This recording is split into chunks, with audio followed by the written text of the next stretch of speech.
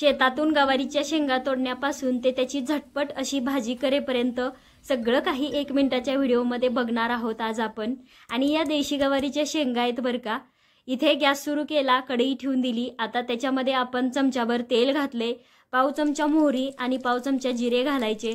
त्यानंतर लसूण आणि कोथिंबीरीची पेस्ट आपण घातली इथे, ती थोडी परतून घ्यायची। आणि आता यामध्ये घरी बनवलेलं तिखट घातलं 1 छोटा चमचा। त्याच्यामध्ये स्वच्छ धुवून मोडून घेतलेल्या या गवारीच्या शेंगाही घालायच्या।